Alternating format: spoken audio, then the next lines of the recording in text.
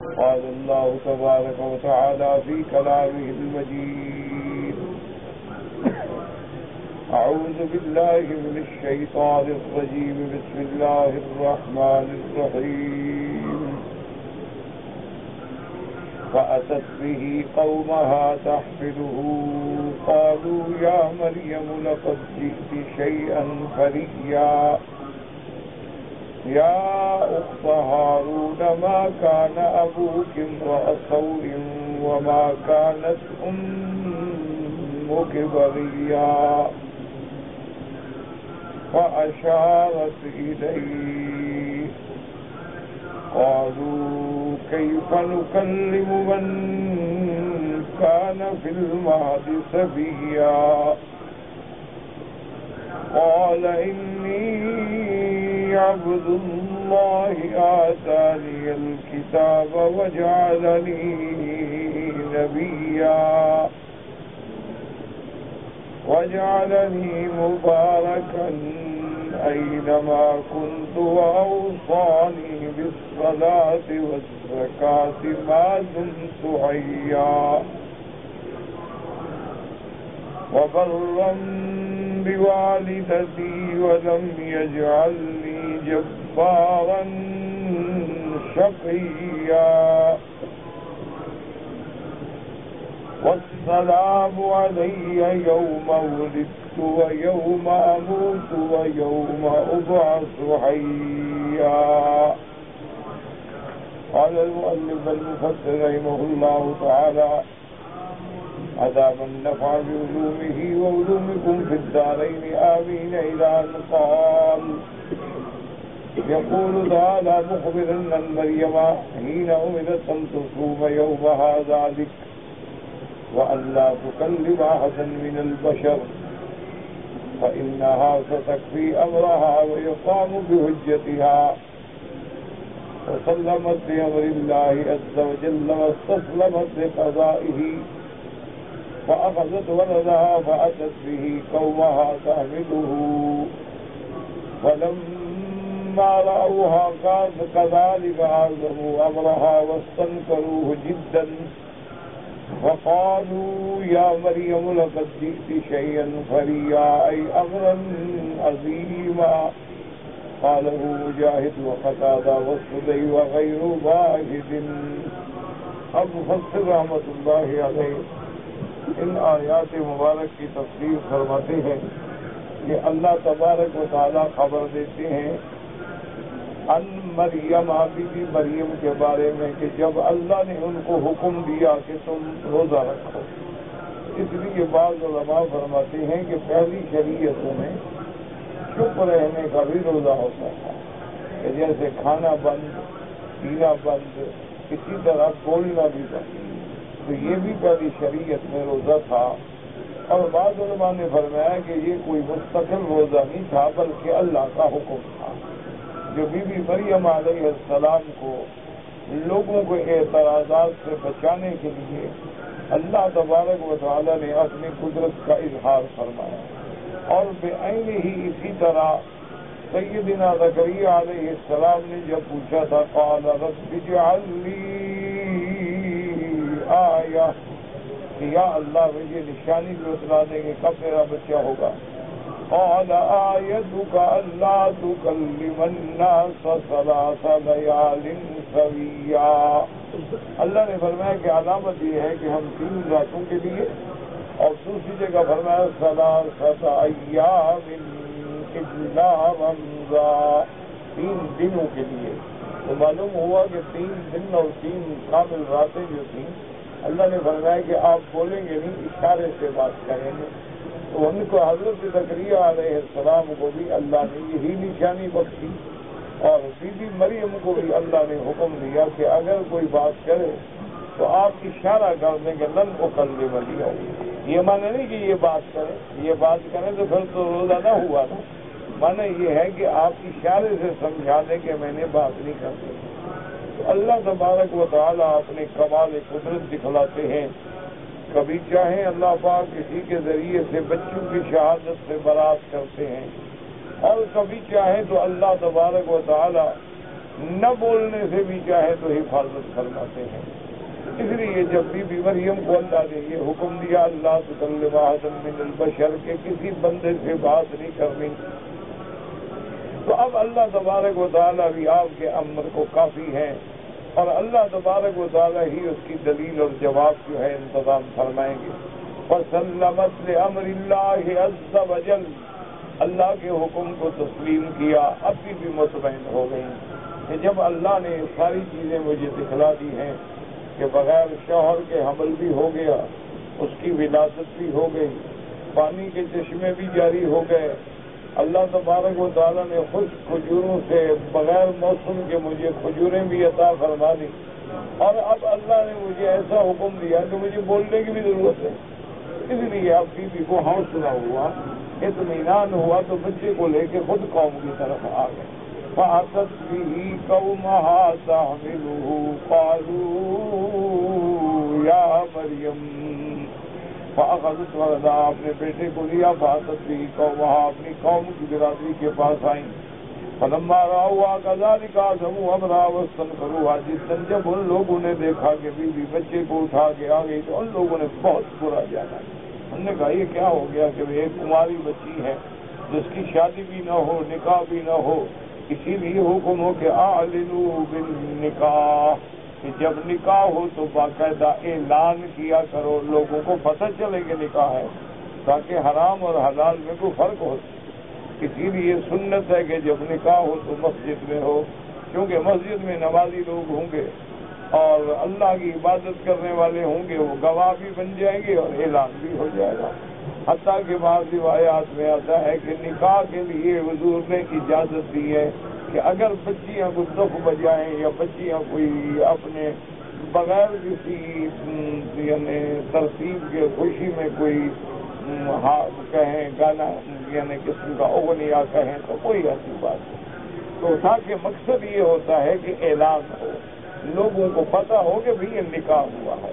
اس لیے اس کے لیے سنت ہے کہ خطبہ ہو، گواہ ہوں، حق المہر کا التزام ہو، اور اس کے بعد کوئی میٹھی چیز بھی لوگوں کو کھلائی جائے، اور لوگ ایک دوسرے کو مبارکباد بھی کہیں، اس کے لیے دعا بھی کریں کہ اللہ تبارک و تعالی اللہم بارک علیک و بارک لک و بارک علیکما و جمع بینکما بخیر، کہ اللہ تمہارے لیے تمہارا رشتہ برکت کا بنائے اور تمہارا اتفاق اور اتحاد جو ہے وہ ہمیشہ میاں بیوی کا قائم رہے۔ تو اس لیے اب لوگ حیران ہو گئے کہ یہ بچہ کیسے ہو گیا۔ وَقَالُوا يَا مَرْيَمُ لَقَدْ جِئْتِ شَيْئًا فَرِيًّا، قالوا جمع کا صیغہ ہے کہ قوم کے جو بڑے تھے نا سب بول پڑے، یعنی کہ کالا کسی ایک نے کہا، جمع کا صیغہ ہے وَقَالُوا يَا مَرْيَمُ، سب کہنے لگے کہ مریم یہ کیا بہت بڑی بات ہے کہ بغیر نکاح کے اور بغیر شادی کے اور بغیر کسی بات کے حمل کا ٹھہر جانا۔ اصل میں یہ بات جو ہے نا جی، جو لوگ حلال والے خاندان ہوتے ہیں، جو لوگ اللہ سے ڈرنے والے، جن کو اپنی عزت کا احساس ہوتا، ان کے لیے تو واقعی بڑی بات، ورنہ آج کل تو اللہ معاف فرمائے 9 سال سے لے کر 12 سال کی لاکھوں لڑکیاں جو ہے وہ حاملہ ہے، اور حاملہ بھی زنا ہوتی ہیں، لیکن والدین کو یہ بھی حق نہیں کہ اعتراض کرتے۔ تو بی بی مریم علیہ السلام نے انکار کیا۔ اب فرماتے ہیں وقال ابن ابی حاتم حدثنا ابی قال حدثنا عبداللہ ابن ابی زیاد قال حدثنا شیبان قال حدثنا جعفر بن سلیمان قال حدثنا ابو یونس الجونی انه في البقالی قال وخرج قومها في طلبها، ایک روایت یہ ہے کہ قوم بھی ان کی تلاش میں نکلی کہ بیوی کہاں چلی گئی۔ قال وكان من اهل بيت نبوة وشرف فلم يذكروا منها شيئا فلقوا رأي بكر فقال رأيتك فتاة كذا وكذا ذاتا قال لا ولكني رأيت الليلة من بكر ما لم أرى منها وقت قالوا وما رأيت قال رأيتها الليلة تهجد وهذا الوادي۔ اب جناب کہتے ہیں کہ قوم آپ کو تلاش کرنے کے لیے نکلی، اور بی بی مریم جو ہے من اہل بیت نبوت و شرف، بہت بڑے خاندان سے ہیں، حضرت ہارون علیہ السلام کے خاندان سے ہیں، اور بہت بڑے معزز کہ حضرت عمران کی بیٹی ہیں اور حضرت زکریا علیہ السلام کی بھانجی ہیں۔ تو یہ سارا مقام تھا، تو تلاش کرتے کرتے تلاش کرتے کرتے ایک چرواہے سے پوچھا، جو گایوں کا چرواہا، اس سے پوچھا کہ تم نے ایسی لڑکی دیکھی؟ اس نے کہا کہ لا، میں نے نہیں دیکھا، لیکن کہنے لگا رأیت اللیلۃ من بقری من لم ارى منها، کہنے لگا میں نے آج اپنے جانوروں میں، گائے میں ایسی حالات دیکھے جو پہلے کبھی نہیں دیکھے۔ انہوں نے کہا کیا دیکھا ہے؟ تو انہوں نے کہا میری گائے جو ہے نا اس طرف رخ کر کے وہ زمین پہ سجدہ کر رہی، مجھے پتہ نہیں کہ ایسا کیوں ہوا ہے، کبھی ایسا ہوا تو ہے نہیں، تو یہ بات تو میں نے دیکھی ہے لیکن مجھے پتہ نہیں اس لڑکی کا۔ قال عبد الله بن ابي زياد وابن شيبان قال رايت نورا ساطعا فتوجهوا حيث قال لهم۔ عبداللہ ابن ابی زیاد کہتے ہیں کہ انہوں نے ایک روایت شیبان سے دیکھی ہے کہ رأیت نورا، وہ کہتے ہیں کہ ان لوگوں نے جب اس بندے نے، اس چرواہے نے کہا کہ میری بکری نے اس طرف سجدہ کیا ہے، تو اس طرف جب غور کیا تو ایک بہت بڑا نور دیکھا، روشن اونچا، سارے کے سارے اس طرف چل پڑے۔ جب وہاں پہنچے تو بس فاستقبلتہم مریم، تو بی بی مریم وہاں موجود تھی۔ فلما رأتهم قعدت وحملت ابنها في حجرها فجاءوا حتى قاموا عليها، بی بی صاحبہ بیٹھی تھی اپنے بچے کو گود میں لے کے، اب ساری کی ساری قوم کے سردار آ کے کھڑے ہوئے، وقالوا یا مریم لقد جئت شیئا فریا، کہ بی بی یہ کیا بہت بڑی بات ہے کہ بچہ اور بغیر نکاح کے۔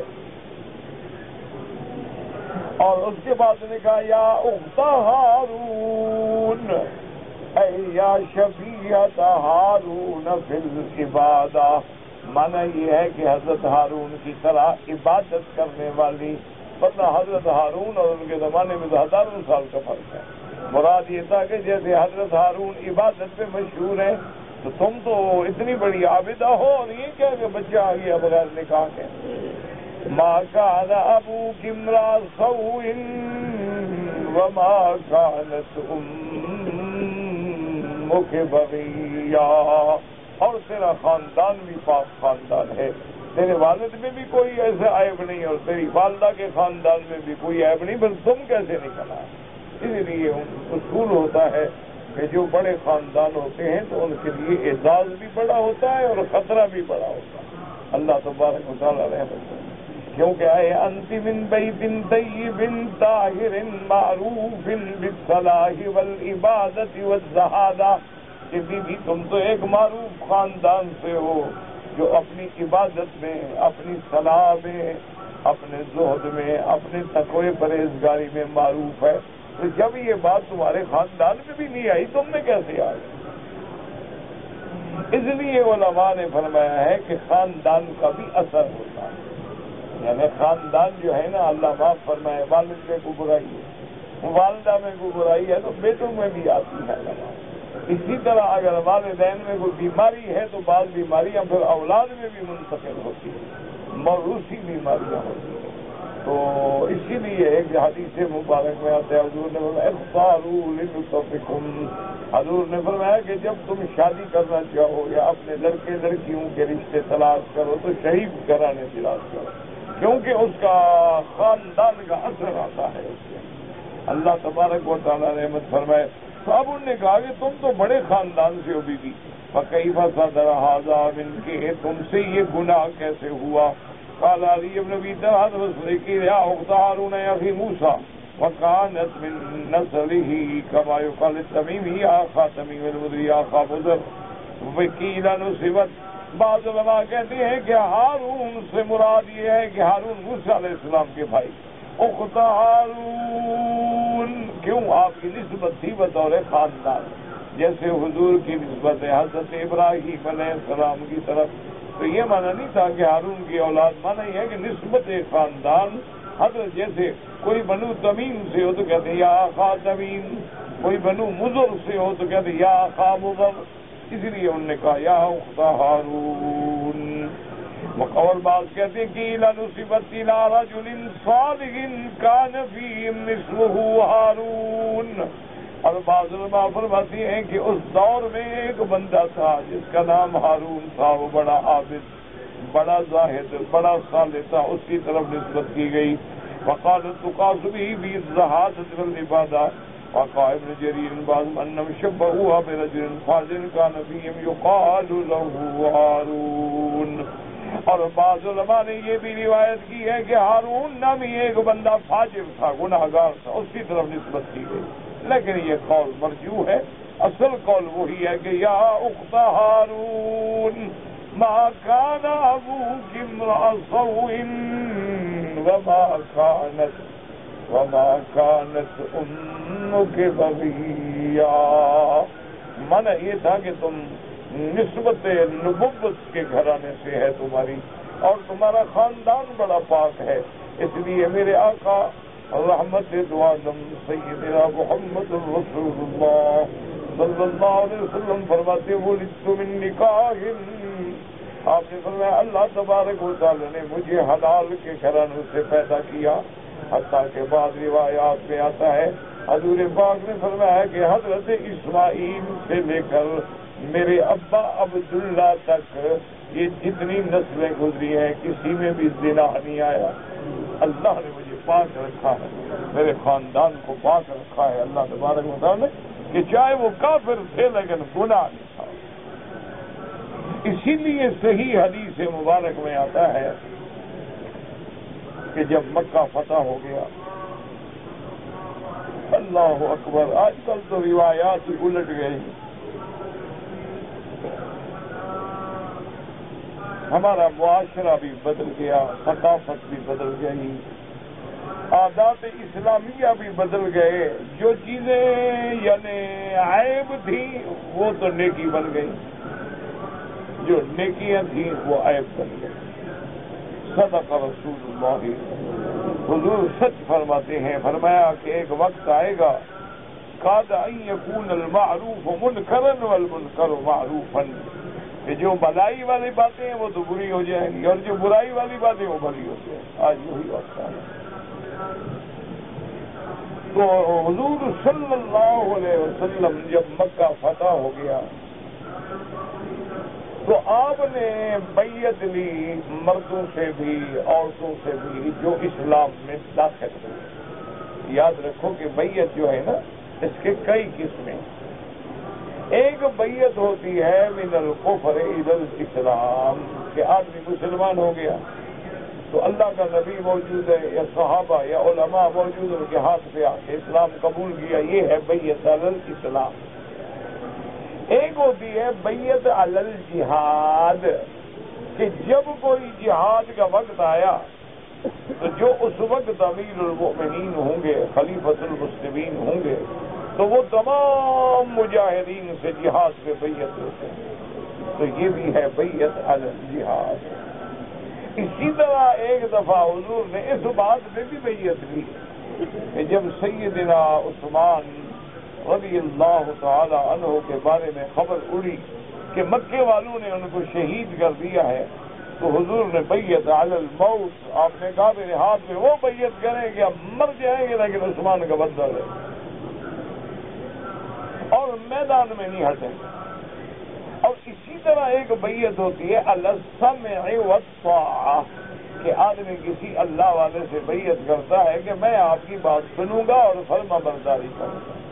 اسی طرح وہ بیعت ہوتی ہے جو وقت کے حاکم، وقت کے امیر، ولی الامر، بادشاہوں سے کی جاتی ہے. تو یہ سارے بیعت کے اقسام جو ہیں بالکل جائز ہے، کوئی منع نہیں ہوتا. بلکہ اس دور میں تو ضروری ہے کہ کوئی بندہ کسی اللہ والے سے جڑ جائے، اللہ تبارک و تعالیٰ کے کسی صالح بندے سے تعلق قائم کر لے. لیکن بس یہ دیکھا کریں کہ وہ بندہ جس سے تم بیعت کر رہے ہو وہ صحیح معنی میں متبع سنت رسول اللہ، بس ایک پہچان. اس لیے علماء نے لکھا ہے کہ کسی کی بظاہر شعبۃ بازو کو نہ دیکھا کرو. اگر وہ آگ میں چل رہا ہو، اگر دریا کے اوپر پانی میں چل رہا ہو، اگر فضاؤں میں تیر رہا ہو، لیکن اس کی زندگی حضور کی سنت کے مطابق نہیں ہے، وہ دجال تو ہو سکتا ہے، وہ ولی نہیں ہو سکتا. اولیاء اللہ کی نشانی کیا ہے کہ ان کا ہر عمل جو ہے وہ اتباع محمد مصطفیٰ صلی اللہ علیہ وسلم کہ ان کی شکل، ان کی صورت، ان کی سیرت، ان کا کردار، ان کا اٹھنا، ان کا بیٹھنا، ان کا بولنا، ہر چیز میں اتباع محمد مصطفیٰ صلی اللہ علیہ وسلم وہ اولیاء اللہ ہوتے ہیں. ایسے لوگوں سے بیعت ہونا چاہیے. اور خاص طور پہ اس دور فتن میں حل کوئی نہیں رہا باقی کہ آدمی کسی سے جڑ جائے تاکہ اس کی باتوں پہ عمل کرے اور برائیوں سے بچے. کیونکہ علماء جیسے علم کے مسائل حل کرتے ہیں، اولیاء اللہ جو ہیں ہماری باطنی بیماریوں کا علاج کرتے ہیں. کسی میں جھوٹ کی بیماری ہے، کسی میں غیبت کی بیماری ہے، کسی میں زنا کی بیماری ہے، کسی میں شراب پینے کی بیماری ہے، کسی میں اللہ معاف کرے گالیاں دینے کی بیماری ہے، کسی میں بے نمازی ہونے کی بیماری. تو پھر اللہ والے اس کے لیے وہ پھر علاج تجویز کرتے ہیں. جیسے بدن کا علاج ہے، ڈاکٹر کہتا ہے بھائی تمہیں اتنی گولیاں کھانی پڑے گی، یہ کیپسول اور یہ انجیکشن لگوانے ہیں. تو روحانی معالج جو ہے وہ بھی پھر علاج کرتے ہیں کہ بھئی تم نے روزانہ 3 پارے منزل پڑھنی ہے قرآن کی، اور تم نے رات کو اتنے نفلیں پڑھنی ہیں، اور تم نے روزہ رکھنا ہے. اپنے نفس کو مارنے کے لیے کوئی مرغن غذائیں اور جناب یہ چیزیں نہیں کھانی ہیں، سوکھی سوکھی روٹی سے گزارا کرنا ہے. اور نفس کی اصلاح، اور جب اصلاح ہو جاتی ہے الحمدللہ پھر اللہ کی رحمت سے دعا کریں اللہ ہماری اولادوں کی، نسلوں کی بیٹیوں کی، سب کے دین کے لیے اصلاح کر دیں. آج گھر برباد ہو چکے ہیں، دعا کرو اللہ اپنے دین سے آباد کرو. دل سے دعا کیا کرو، رحمت کی گھڑی ہوتی ہے اور بس دعا لگ جاتی ہے تو بیڑا پار ہو جاتا ہے. کوئی وقت ہوتا ہے، کوئی گھڑی ہوتی ہے، کوئی رحمت کی، بس ادھر منہ سے بات نکلی اور کام بن گیا. مرنا نہ چاہے تو 100 سال روتے رہو. بادشاہوں کا بادشاہ ہے، مرضی آئے دروازہ کھولے، مرضی آئے نہ کھولے. ہم کون ہیں حجت کرنے والے؟ ہم کون ہیں اس بات کے کہ جناب بڑا عرصہ ہوا دعا کر رہا ہوں منظور نہیں ہوتی؟ وہ تو ملک الاملاک ہیں، وہ منظور کرتے ہیں تو حکمتیں ہیں، اور نہ منظور کریں تو حکمتیں ہیں.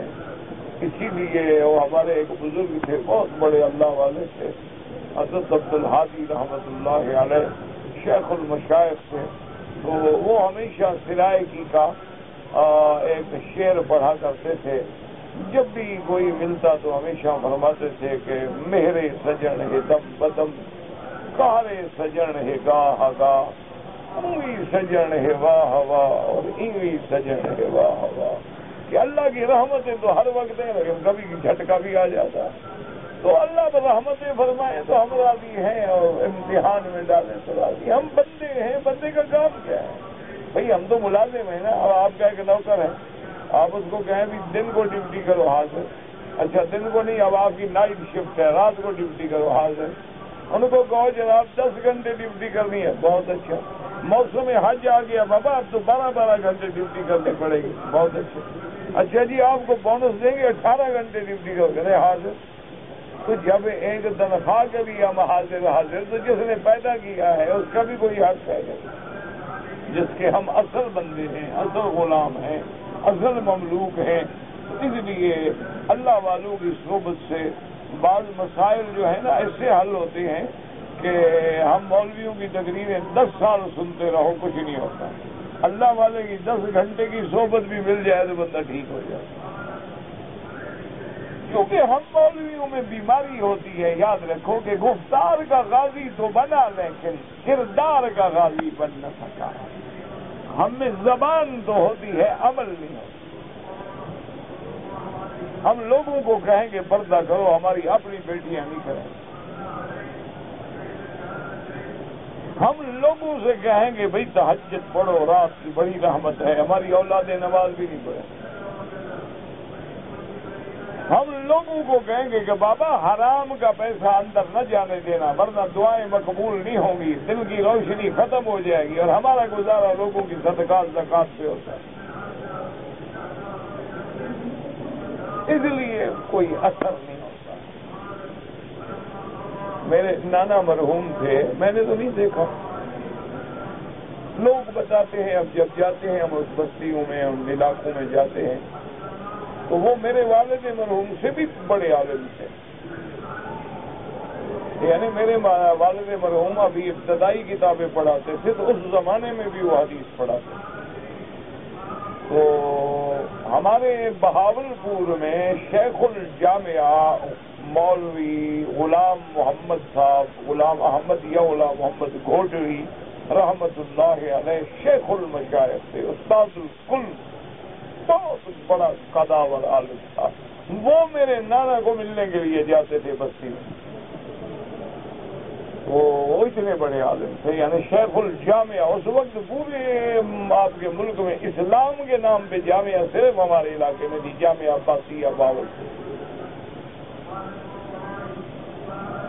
تو وہ اتنے بڑے عالم تھے، تو لوگ کہتے ہیں، میں نے زیارت نہیں کی اپنے نانا مرحوم، کہتے ہیں اللہ نے ان کو جمال بھی دیا تھا، حسن بھی دیا تھا اور کمال بھی دیا تھا کہ جہاں تقریر فرماتے تھے تو سینکڑوں کی تعداد میں لوگ کھڑے ہوتے، کوئی زنا سے توبہ کر رہا ہے، کوئی شراب سے توبہ کر رہا ہے، کوئی برائی سے توبہ کر رہا ہے۔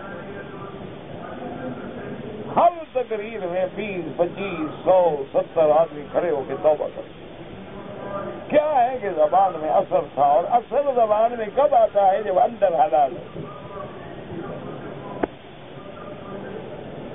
اس لیے علماء کہتے ہیں، بزرگ کہتے ہیں کہ کسی جماعت کی اچھائی دیکھنی ہو یا کسی مولوی کی اچھائی دیکھنی ہو یا کسی اللہ والے کو پہچان نہ ہو تو یہ غور کرو کہ اس جماعت میں جڑنے والا بندہ اصلاح ہو جاتی ہے، بے دین سے دیندار بن جاتا ہے، سمجھو جماعت حق والی۔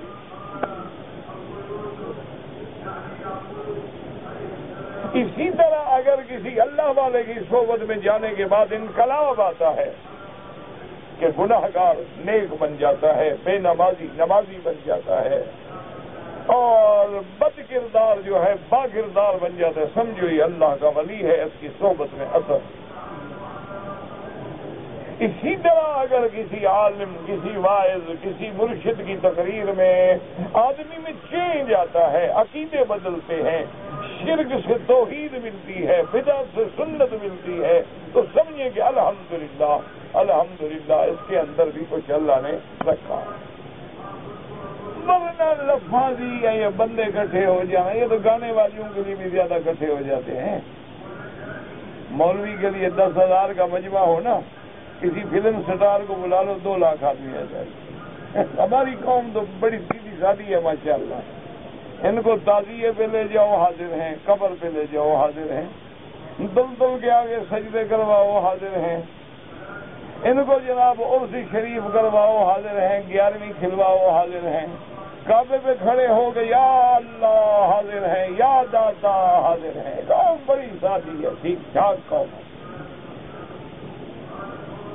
سیاستدان کے بارے میں وہ 2-4 لفاظ تقریر کرتے، ہم عوام کے خالق زندہ آباد، 2 دن کے بعد مردہ آباد۔ یہ قوم ہماری ماشاءاللہ سبحان اللہ، بہر تبوتے شاہ حسین، جدھر لے جاؤ یہ حاضر۔ انا للہ و انا الیہ راجعون۔ اللہ سے دعا کرو اللہ ہدایت کے فیصلے۔ تو میرے آقا نے سرکار مدینہ رحمت دو عالم سیدنا محمد رسول اللہ صلی اللہ علیہ وسلم اسی جبل صفا پہ، جہاں تم آج الحمدللہ مکے میں آئے ہوئے ہو، جہاں صفا سے آپ دوڑنا شروع کرتے ہیں، اسی صفا کی پہاڑی پہ حضور اونچی جگہ بیٹھے ہیں، ساتھ حضرت عمر بیٹھے ہیں، اور نیچے جو ہے قریش کی عورتیں آئی ہیں بیعت کرنے کے لیے، وہ بیٹھی ہیں۔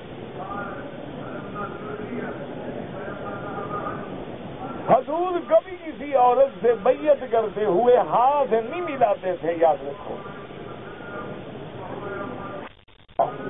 صلی اللہ علیہ وسلم نے کسی غیر محرم عورت سے ہاتھ نہیں ملایا۔ آج تو پیر وہ ہوتا ہے جس کو غیر محرم عورتیں مٹھیاں بھرتی ہیں، ماشاءاللہ خدمت کرتی ہیں۔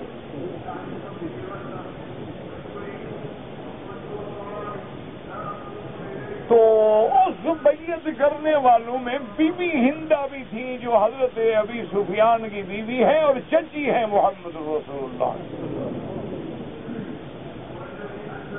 اور یہ وہ ہندہ ہے جس نے وحشی کو پیسے دے کے بھیجا تھا کہ بدر کا انتقام لینا ہے، تم حضرت حمزہ کو شہید کرو اور ٹکڑے ٹکڑے کر کے جگر چیر کے ان کی کلیجہ نکال کے لے آؤ، میں کچا کلیجہ کھا جاؤں گی۔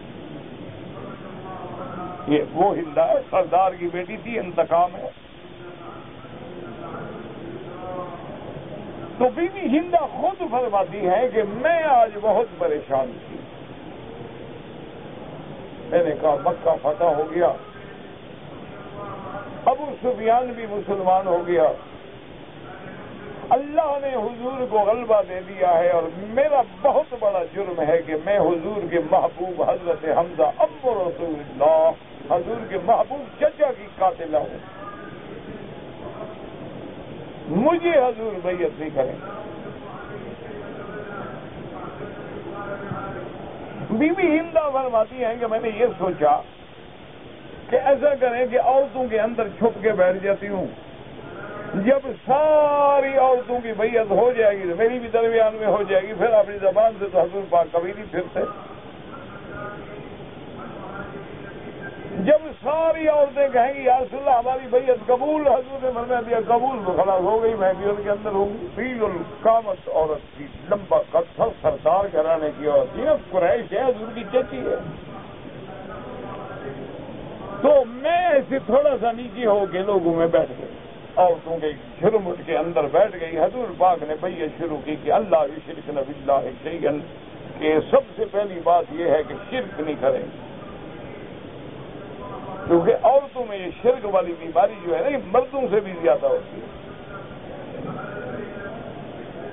اور اس کے بعد حضور صلی اللہ علیہ وسلم بیعت لیتی ہے، اللہ ولا یقتلن اولادہن، عورتوں کو اولادوں کو قتل نہیں کریں گے، ولا یاتین ببہتان، ساری قرآن میں جو آیت ہے اذا جاءک المؤمنات یبايعنک علی اللہ یشرکن باللہ شیئا ولا یزنین ولا یقتلن اولادہن۔ تو جب حضور نے فرمایا کہ عورتوں کو بیعت میں یہ اقرار کرنا پڑے گا کہ کوئی مسلمان عورت زنا نہیں کرے گی،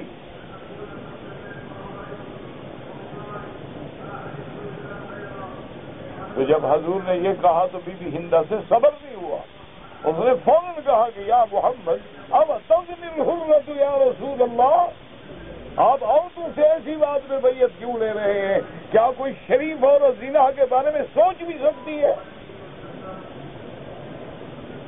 زنا تو گندے لوگوں کا کام ہے، غلیظ لوگوں کا کام ہے، نیچ لوگوں کا کام ہے، کمی لوگوں کا کام ہے، شریف عورتیں اور زنا،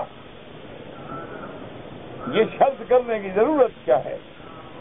یعنی دیکھیں کافرہ ہے، ابھی مسلمان بھی نہیں ہوئی، لیکن جوش آ گیا کہ شریف عورت بھی زنا کر سکتی ہے۔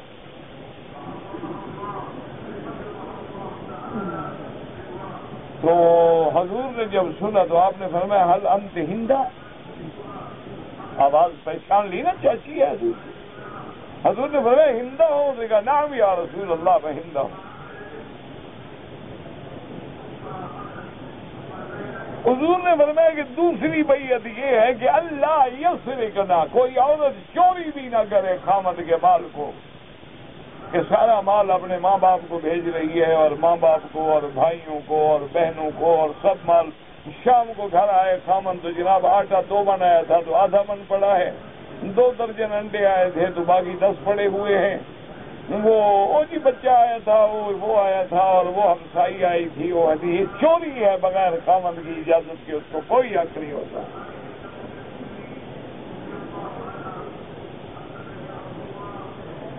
تو جب اس نے یہ حضور نے یہ بات کی تو پھر بھی بی بی ہندہ بول پڑی، اس نے کہا یا رسول اللہ، دیکھو نا کھڑے لوگ تھے نا کہ بیعت کرنی تو پکی کرنی ہے، یہ تو نہیں ہے ڈھل مل یقین، ہاں سائیں بیعت بھی ہو گیا اور صبح کو بات بھی نہیں ماننی، اور کھڑے لوگ تھے کہ بالکل ٹھوک بجا کے بیعت کرنی ہے تو پھر اس میں چلنا ہے۔ اس لیے بیوی نے کہا یا رسول اللہ ٹھہرے، میں نے ابو سفیان کے گھر سے کئی دفعہ پیسے اٹھائے ہیں، میرا خاوند ہے لیکن بخیل ہے، اپنے دوستوں پہ تو یہ کروڑوں لٹا دیتا ہے، لیکن گھر والوں کے لیے اس کو بخار آ جاتا ہے۔ تو مجھے ضرورت ہوتی تھی تو میں ابو سفیان کے بغیر پوچھے ہوئے پیسے اٹھا کے خرچ کر دیتی تھی، تو اب میں اس چوری کا کیا ہوگا؟ تو ابو سفیان بھی تو بیٹھے ہوئے تھے، اس نے کہا کہ دفعت یا رسول اللہ، میں نے اس کو معاف کر دیا ہے۔ تو حضور نے فرمایا کہ ہندا بات سنو، اگر خامند بخیل ہے، بالکل شوم ہے، اور اس کو عورت کو اتنا حق ہے کہ وہ ضرورت کی چیز کے لیے پیسے اٹھا لے، کہ گھر میں ضرورت ہے، سودا ہے، سلف ہے، کپڑا ہے، حاجت ہے، وہ ضروری ہے۔ بلکہ حضرت تھانوی رحمت اللہ علیہ نے تو یہ بھی لکھا ہے کہ ہر مسلمان بندے کا یہ فرض بنتا ہے اخلاقی کہ اپنی بیوی کو مہینے میں اپنی طاقت کے مطابق 100 ریال 200 ریال ایسے دے دیا کرے کہ بھئی ہم آپ سے نہیں پوچھیں گے، یہ تمہارا ہے، جیسے جاؤ خرچ کرو۔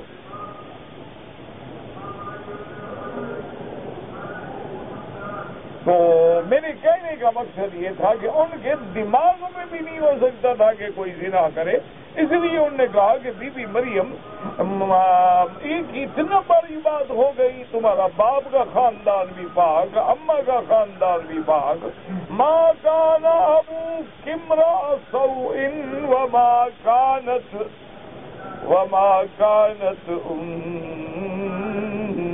امک بغیا۔ تو جب تیرا خاندان پاک ہے تو یہ بچہ بغیر نکاح کے کیسے آ گیا؟ تو اس لیے پوری قوم جو ہے وہ بول پڑی اور حضرت مریم علیہ السلام پہ اعتراض کرنے لگی۔ اور اس کے بعد کہتے ہیں حدثنا علی بن حسین الحجستانی قال حدثنا ابی مریم قال حدثنا المفضل يعني في فزار قال ابو سكن الغزي في قول يا اخت هارون قال هي اخت هارون لابيه وامه وهي اخت موسى في هارون التي كسرت موسى بصرت به عن جنب وهم لا يشعرون۔ اور بعض علماء فرماتی ہیں کہ واقعتاً یہ حضرت ہارون کی بہن تھی، اور بہن بھی حقیقی، ماں باپ بھی ایک تھا، اور وہ ہارون جو حضرت موسیٰ کے بھائی ہیں۔ یہ بالکل غلط بات ہے، موسیٰ علیہ السلام اور عیسیٰ علیہ السلام کے درمیان میں تو ہزاروں سال کا فرق ہے۔ اس لیے مفسر رحمۃ اللہ علیہ کہتے ہیں وَهَذَا الْقَوْلُ خَطَأٌ مَحْضٌ، یہ بالکل غلط قول ہے۔ قال اللہ تبارک وتعالی فی کتاب انه کفى بعیسی بعد الرسل فدل على انه آخر الانبیاء بعثا وليس بعده الا محمد صلوات اللہ وسلامه علیہما۔ کیونکہ اللہ پاک کی کتاب میں یہ ذکر آیا ہے کہ عیسیٰ علیہ السلام کے بعد صرف حضرت محمد مصطفیٰ صلی اللہ علیہ وسلم ہے۔ اب بنو اسرائیل کے آخری نبی حضرت عیسیٰ ہیں، اور تمام انبیاء کا آخر جو ہے وہ محمد مصطفیٰ صلی اللہ علیہ وآلہ آلہ وصحبہ وسلم تسلیما کثیرا۔ ولہذا ثبت فی صحیح البخاری عن ابی ہریرہ رضی اللہ تعالی عنہ عن رسول اللہ صلی اللہ علیہ وسلم قال انا اولى الناس بابن مریم لأنه ليس بيني وبينه نبي۔ حضور پاک نے فرمایا کہ ابن مریم یعنی حضرت عیسیٰ سے سب سے زیادہ میرا تعلق ہے، کیونکہ میرے اور ان کے درمیان میں پھر کوئی نبی نہیں۔ حضرت عیسیٰ کے بعد حضرت محمد مصطفیٰ صلی اللہ علیہ وسلم ولو كان الامر كما ذا محمد القاسم من كل متخذ سوى محمد ولكان قبل سليمان وداود فإن الله قد ذكر أن داود بعد موسى عليه السلام في قوله تبارك وتعالى ألم تر إلى الملأ من بني إسرائيل من بعد موسى إذ قالوا لنبي لهم ابعث لنا ملكا نقاتل فی سبیل اللہ۔ تو حضرت عیسیٰ علیہ السلام کے بعد حضور کی ذات ہے، اب موسیٰ علیہ السلام کے بعد تو اور بھی پیغمبر ہیں، داؤد علیہ السلام ہیں، جالوت کا قصہ ہے، یہ سارے پیغمبر جو ہیں۔ تو اس لیے حضرت ہارون کی بہن نہیں، یا تو مرادیں ان کی نسل سے ہیں، یا مراد یہ ہے کہ ہارون کوئی رجل صالح تھا تو کسی عابد اور زاہد مرد عورت کو نسبت کر دی جاتی تھی حضرت ہارون کی طرف، صحیح بات جو ہے۔ اچھا، اب جب عیسیٰ علیہ السلام آئیں گے تو ان کو تو نبوت پہلے مل چکی ہے حضور سے، وہ حضور کے بعد نبی نہیں بنیں گے، بلکہ وہ مصدق ہوں گے اور اس کے بعد حضور صلی اللہ علیہ وسلم کی شریعت کے مطابق چلیں گے اور تابع ہوں گے شریعت محمد مصطفیٰ صلی اللہ علیہ وعلی آلہ وصحبہ وسلم تسلیما کثیرا کثیرا، واللہ اعلم۔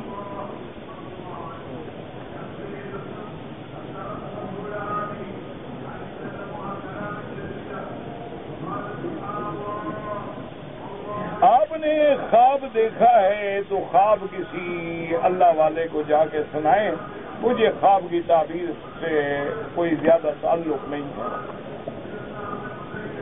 پھر آپ نے دوسرا خواب بھی دیکھا اور ماشاءاللہ خواب میں نیچے بھی نہیں رہتا، دیکھتا بھی سیدھا خدا کو ہے، ماشاءاللہ۔ کسی اللہ والے سے بات کرو جن کا اللہ سے تعلق ہو، میں تو گناہ گار آدمی ہوں، اس کا بندہ ہوں، مجھے خوابوں کا پتہ نہیں۔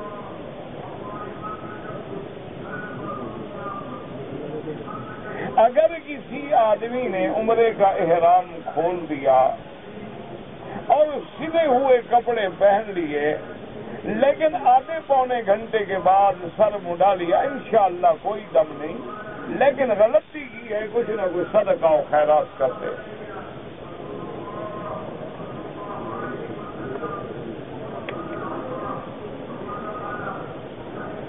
کہتے جی کہ شہید اللہ کا نام ہے اور جو جنگ میں شہید ہوا کیا فرق ہے؟ جیسے سمیع اللہ کی صفت ہے، بندہ بھی سمیع ہے، بصیر اللہ کی صفت ہے، بندہ بھی بصیر ہے، رؤوف اللہ کی صفت ہے، بندے کی صفت بھی رؤوف ہے، رحیم ہے۔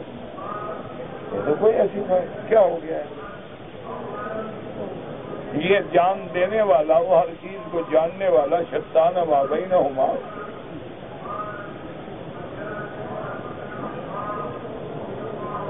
کہتے جی کہ آپ مہربانی کر کے اسپیکر کی آواز بڑھا دیں، بھئی میرے بس میں نہیں ہے میرے عزیز، میرے ہاتھ میں یہ نہیں ہے۔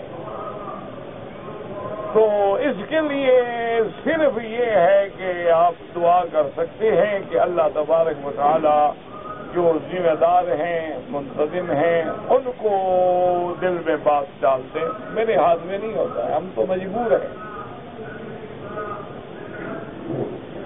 کرسی پہ بیٹھنے کے لیے میں گزارش یہ ہے کہ حج کے دنوں میں تو میں کرسی پہ بیٹھ کے بات کرتا ہوں، چونکہ پڑھنے والے نہیں ہوتے، کتابیں بھی نہیں ہوتی اور بعض ہوتا ہے تو میں کرسی، حالانکہ مجھے ڈاکٹروں نے مجبور کیا ہوا ہے کہ آپ نیچے نہ بیٹھا کریں کیونکہ مجھے آرتھرائٹس کی تکلیف ہے، تو انہوں نے مجھے سختی سے یہ کہا ہے کہ آپ اپنے اس پہ ظلم کر رہے ہیں، آپ کرسی پہ بیٹھ کے درس دیا کریں۔ لیکن بس وہ ابتدا سے عادت ہے کہ بھئی یہ بزرگ لوگ نیچے بیٹھے ہیں قرآن لے کے، کتابیں لے کے، تفسیر لے کے، بس ورنہ وہ شریعت میں بھی جائز ہے، کوئی منع نہیں، لیکن مجھے بس وہ طبیعت نہیں مانتی، اللہ کی قدرت ہے۔ اور دوسری بات یہ ہے کہ میری کوئی اتنی بڑی علم کے اعتبار سے بھی شان نہیں کہ میں اونچا ہو کے بیٹھوں، میں ایک عام طالب العلم آدمی ہوں، ادنا سا آدمی ہوں، اللہ کام لے لے تو اس کی مرضی ہے، اللہ پاک مہربانی فرما لے، اس لیے میں ذرا کرسی پہ نہیں بیٹھتا، ورنہ تو مجھے بڑی ضرورت بھی ہے اور فائدہ بھی ہے، لیکن طبیعت نہیں مانتی، کیا کہیں۔ کہتے جی کہ جادو بھی حق ہے، ہاں جی بالکل، حضور پہ جادو ہو گیا، اور نظر جو ہے وہ بھی حق ہے، بالکل، العین حق۔ تو کیا وہ تقدیر پلٹ سکتی ہے؟ تقدیر میں لکھا ہوتا ہے نا کہ اس پہ جادو ہوگا، اس کو نظر لگے گی، یہی تو تقدیر ہوتی ہے۔ کہتے ہیں جی کہ جنت میں جو مرد جائیں گے ان کو تو حوریں ملیں گی، اس کا تو ذکر موجود ہے، لیکن عورتوں کو کیا ملے گا؟ تمہیں ان کا کیوں فکر ہے؟ بھئی تم تو اپنا فکر کرو کہ بھئی ہمیں کیا ملے گا، باقی تم نے قرآن کو سمجھا نہیں۔ اگر قرآن کو سمجھتے نا تو یہ جاہلانہ اعتراض نہ کرتے، وَلَكُمْ فِيهَا مَا تَشْتَهِي أَنفُسُكُمْ وَلَكُمْ فِيهَا مَا تَدَّعُونَ۔ اللہ فرماتے ہیں جنت میں جو چاہو ملے گا، تو جو وہ چاہیں گی اللہ ان کو بھی دے دیں گے۔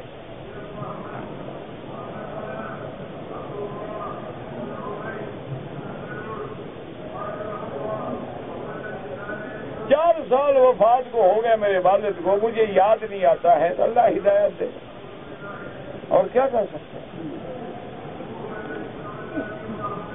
کہتے ہیں جی کہ چاند، لوگ کہتے ہیں کہ دنیا سے بڑا ہے، تو چاند میں جانے کا راستہ کہاں سے مل گیا، دنیا میں آنے کا راستہ کہاں سے مل گیا؟ جو بڑی زیادہ کھلی جگہ ہے تو اور زیادہ اچھا ہے، آسانی سے جا سکتا ہے آدمی۔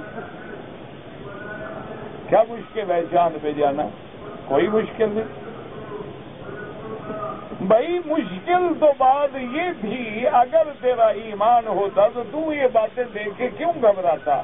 آج $1 ارب خرچ کرنے کے بعد یہ لوگ چاند پہ پہنچے ہیں، جس کے لیے اتنے انتظامات ہیں اور اتنے بڑے انہوں نے مشینیں اور ایجاد کی اور گاڑیاں اور فضائی اسٹیشن۔ کمال تو اس کملی والے کا ہے نا، اشارہ کر کے چاند 2 ٹکڑے کر دیا۔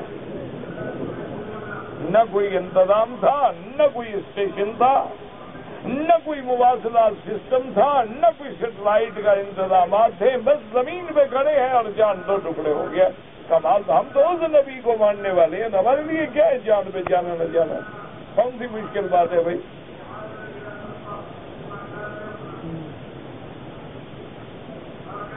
ہم لوگ عمرے پہ آئے ہیں تو اللہ کے گھر میں 40 نمازیں پڑھنا ضروری ہے؟ بالکل نہیں۔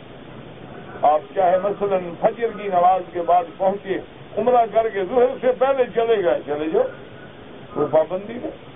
اللہ نصیب کرے تو 40,000 نماز بھی پڑھو تو تھوڑی ہے، ورنہ شریعت میں کوئی مسئلہ نہیں کہ 40 نمازیں ضرور مکے میں پڑھو یا مدینے میں پڑھو۔ فضیلت ہے، جتنا پڑھو گے، جتنا گڑ ڈالو گے اتنا میٹھا ہوگا۔ کہتے جی کہ پگڑی پر جو لوگ دکان وغیرہ لیتے ہیں، بہرحال میں تو اتنے باریک مسائل نہیں سمجھتا، لیکن میں جائز نہیں سمجھتا کہ دکان کسی کی ہے، پگڑی کون لے رہا ہے؟ بھئی جائیداد تو میری ہے، صرف بیٹھنے والے کو پگڑی کا حق ہو گیا، اس کا کیا تعلق تھا اس دکان سے؟ کرایہ دار تھا، جاؤ السلام علیکم چھٹی۔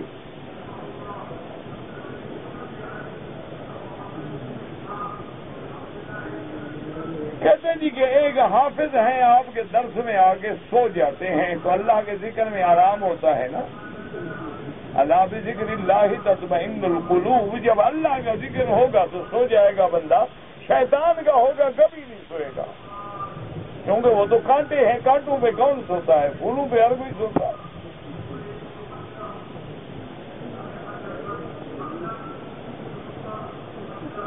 مغرب و عشاء کو دوران سفر جمع کیا جائے 2 نمازوں کو، امام احمد بن حنبل رحمۃ اللہ علیہ کے نزدیک تو یہ ہے کہ مغرب کے بعد فوراً عشاء پڑھ لے تو جائے۔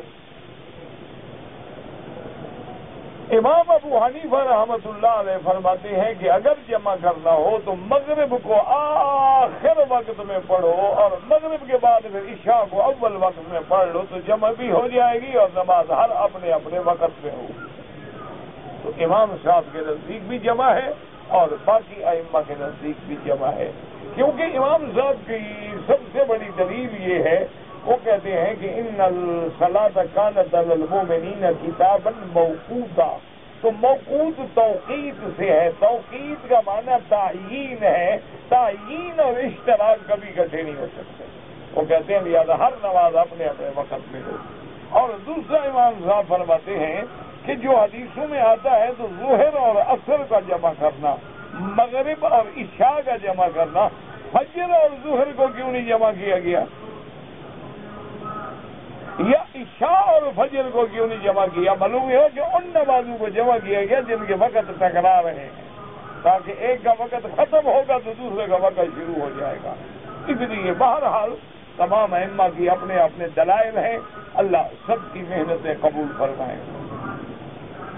کہتے جی کہ حجر اسود کو بوسہ دینے کا انتظام ٹھیک نہیں ہے، یہ انتظام اس دن ٹھیک ہوگا جس دن تم ٹھیک ہو جاؤ گے۔ دیکھو نا جی، آپ یورپ میں جائیں، دنیا کے کسی کونے میں جائیں، ایک ایک میل لمبی قطار کھڑی ہوگی، لیکن مجال ہے کوئی کسی کو دھکا دے، مجال ہے کہ کوئی گردن پھنسا کے آگے نکلنے کی کوشش کرے، بالکل ہر آدمی اپنی باری پہ آئے گا۔ تو کافر جو ہے وہ تو اسٹیشن پہ بھی لائن بنا سکتا ہے، مادام تساؤ پہ بھی لائن بنا سکتا ہے، وہ کسی میجک شو دیکھنے میں بھی لائن بنا سکتا ہے، تم خدا کے گھر میں بھی نہیں بنا سکتے، تو کوئی کیا کرے؟ انتظام، لاکھ انتظام کر لو۔ آپ نے دیکھا ہے مثلا وہ سپاہی بیچارے روکتے روکتے مر جاتے ہیں، ابھی اذان کا وقت ہو گیا، عورتیں چلی جاؤ چلی جاؤ چلی، مجال ہے عورتیں جائیں، ان کے بس میں ہو امام کے آگے کھڑی ہو کے امام بن جائے۔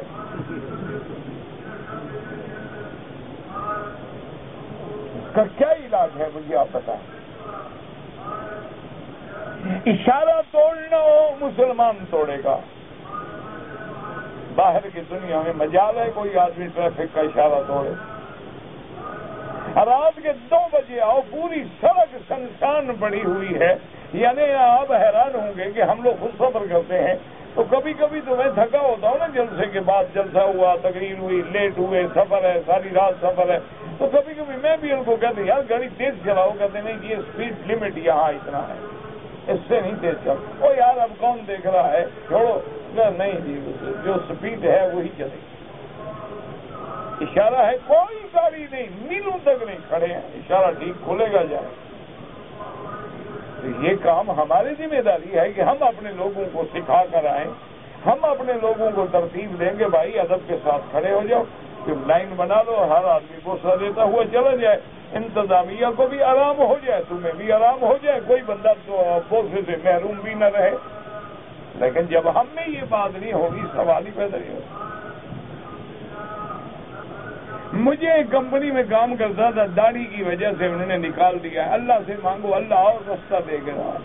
اسی کمپنی کے علاوہ رزق کوئی محدود تو نہیں ہے نا، آپ سنت پہ قائم رہیں، یہ امتحان ہے تمہارا، امتحان پہ جم جاؤ، حضور کی سنت نہ چھوڑو، بس روزانہ 2 رکعت نماز پڑھ کے اللہ سے مانگو، اور استغفار جتنا پڑھ سکتے ہو نا، چلتے پھرتے اٹھتے بیٹھتے، وضو ہے نہیں ہے، استغفر اللہ استغفر اللہ استغفر اللہ، یمددکم باموال وبنین، اللہ کا قرآن میں وعدہ ہے، استغفار کرنے والوں کے مال میں بھی برکت دیتا ہوں، اولاد میں بھی برکت دیتا ہوں، انشاءاللہ اللہ پاک رزق کے دروازے کھول دیں گے۔ یہ بہرحال روایات کہتے ہیں، کسی صحیح حدیث میں نے نہیں پڑھا کہ ان آدم افتخر بی وانا افتخر برجل، کسی صحیح حدیث میں نے نہیں پڑھا، اگر کسی نے نقل کیا ہو سکتا ہے کہ کوئی ضعیف روایت ہو، یہ ایسی بات۔ ہاں یہ تو آیا ہے کہ لو کان الدین فی السویہ لینالہ رجل من فارس، تو حضور نے حضرت سلمان کی طرف اشارہ کیا۔ تو بہرحال لیکن اس طرح جس طرح آپ نے لکھا ہے اس طرح میں نے حدیث نہیں پڑھی، اللہ عالم۔ میرے لڑکا شادی کے بعد مجھ سے الگ ہو گیا، کچھ دولت مند ہو گیا، 3-4 لڑکا لڑکیاں ہیں، وہ لڑکا انتقال ہو گیا، سب دولت میرے لڑکے، بھائی جب آپ کے لڑکے کی اولاد موجود ہے ان کو ملے گا، جب لڑکا فوت ہو گیا اس کے لڑکے بھی ہیں، لڑکیاں بھی ہیں، بیوی بھی ہے، تو 8واں حصہ بیوی کو ملے گا، 2 حصے لڑکوں کو اور 1 حصہ لڑکی کو ملے گا۔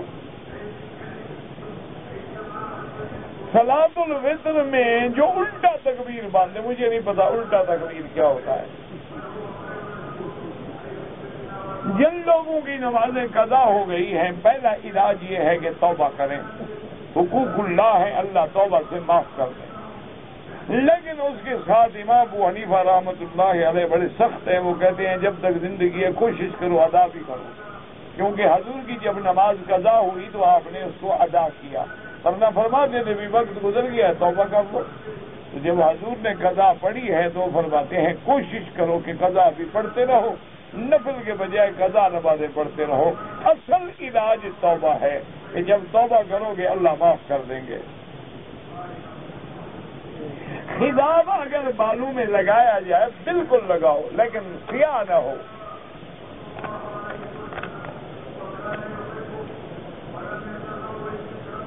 کہتے جی کہ اگر ایک آدمی نے مثلا عشاء سے پہلے 4 سنتیں پڑھ لی، اس کے بعد انتظار میں بیٹھا ہے عشاء کی، تو پانی پینا یا کھانا پینا حرام؟ کوئی حرام نہیں، بالکل کھاؤ پیو.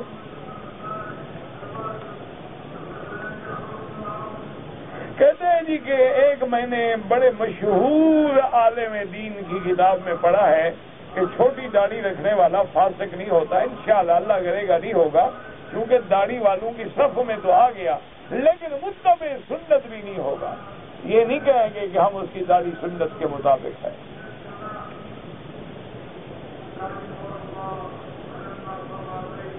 احرام عمرہ ادا کرنے سے پہلے احرام کھول کے میں نے غسل کر لیا. اگر غسل کیا ہے سادہ پانی سے، کوئی خوشبو والا صابن استعمال نہیں کیا تو کوئی حرج نہیں. اگر آپ نے بدن پہ سارا خوشبو والا صابن استعمال کیا تو پھر ایک بکری دم پڑ گئی.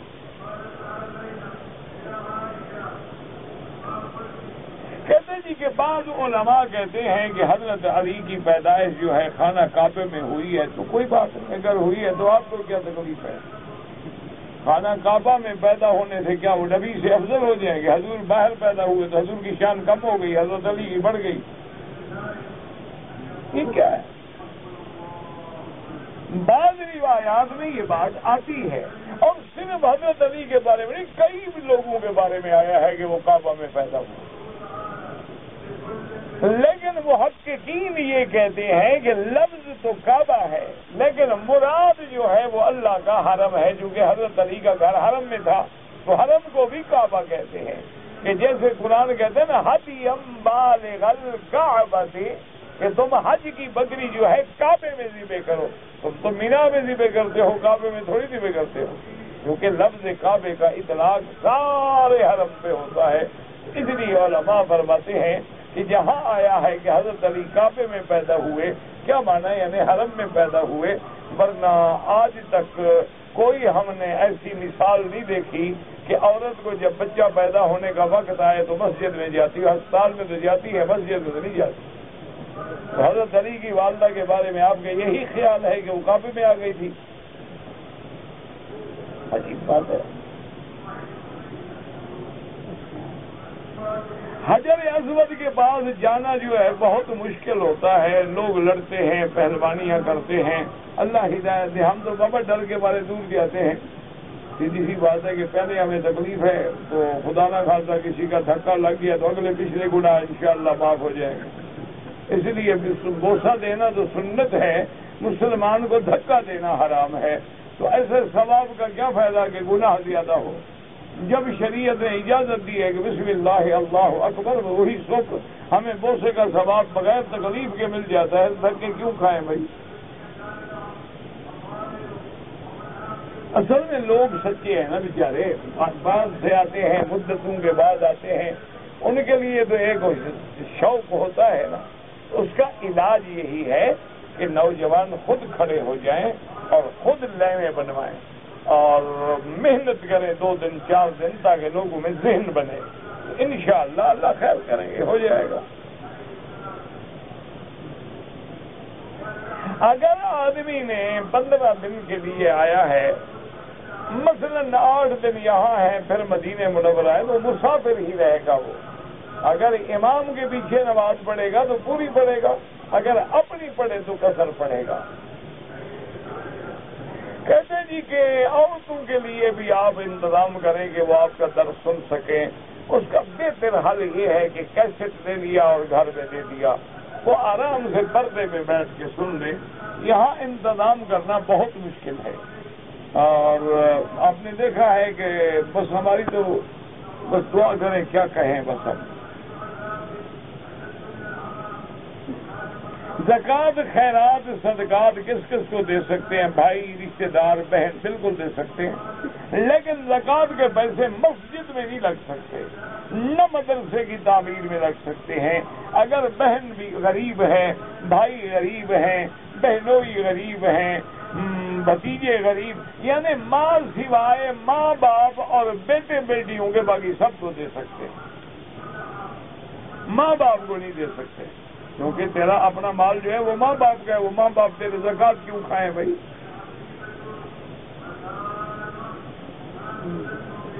خانہ کعبہ کو کس وقت نہیں دیکھ سکتے؟ ہر وقت دیکھ سکتے ہیں۔ کہتے جی کہ صلاۃ الفطر کے تیسری رکعت میں رفع الیدین کے بارے میں آپ ایسا کریں کہ کسی حدیث میں کہ ابواب اللیل سارے پڑھ لیں، اور اردو کا پڑھنا ہو تو پھر آپ جو ہے صلاۃ پیمبر پڑھ سکتے ہیں، اور بھی رسائل موجود ہیں۔ یہ اعلیٰ اولیٰ کی بحثیں ہیں، کوئی لڑائی جھگڑے کی ضرورت نہیں ہے۔ اللہ پاک لڑائیوں سے محفوظ رکھے اور ہر آدمی کی نمازوں کو قبول فرمائے۔ اللہم صلی علی سیدنا محمد وعلی آل سیدنا محمد وبارک وسلم۔ یا حی یا قیوم یا ذا الجلال والاکرام۔ اللہم فرج ہم المہمومین، نفس کرب المکروبین، واقض الدین عن المدینین، واشفنا واشف مرضانا ومرضى المسلمين۔ اللهم اجعل لنا وللمسلمين من كل هم فرجا، ومن كل ضيق مخرجا، ومن كل بلاء عافيا۔ صلى الله تعالى على خير خلقه سيدنا محمد وعلى آله وصحبه أجمعين۔